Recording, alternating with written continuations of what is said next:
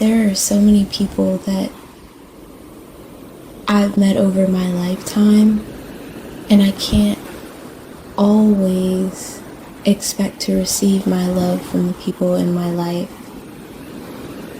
People come and go. It's like the longer you live on this planet, the longer you experience things, experience situations, experience people, and it's like the only person that is just consistently in your life is yourself.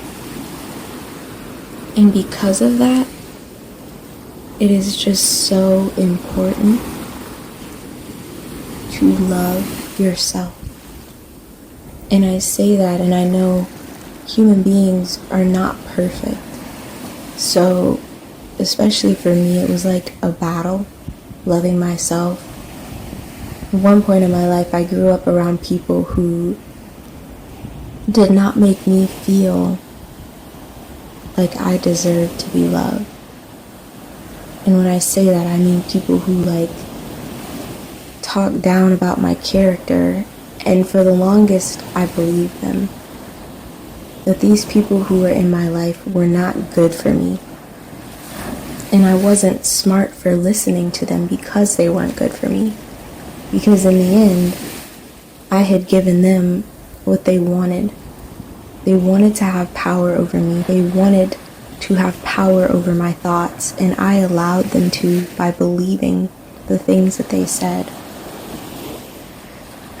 And because I've had so many people in my life, I've had people who love me and people who genuinely love me for who I am, accepting my flaws. And because there's so many different people in this world, we all have different flaws, and some are worse than others depending on the viewpoint, Really is, everything is about perspective. And I say that because we all grew up having different experiences, and that affects our perspective on life, on ourselves, and on other people. And just remembering the people in your life who truly love you, if they bring up your flaws, it would be to help you and to not hurt you. I had to learn that when I chose to ignore what people thought about me, ignore the opinions of others, because everybody always has opinions. And I had to start making the choice as to which opinions I was going to accept and reject, especially as it related to myself. Because at some point, for my own mental health, I had to just filter out the negativity that I was given about who I was. Because of that, I had to change my circle. I had to change the people around me. I had to find new people in my life, people who, like I said, would love and accept me for who I am. And I don't know, I've kind of always struggled with the concept as to why people choose to stay in relationships with people who they know aren't good for them. So many people have their reasons. Maybe it's a fear of letting go.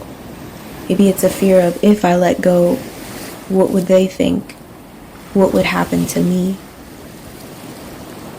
And I just feel like sometimes you can't let your mentality hold you back from what's best for you.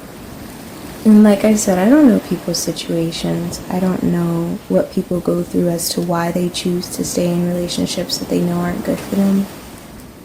But just knowing, doesn't matter what relationships you're in, good or bad, to remember to love yourself through it all. Again, even with your flaws.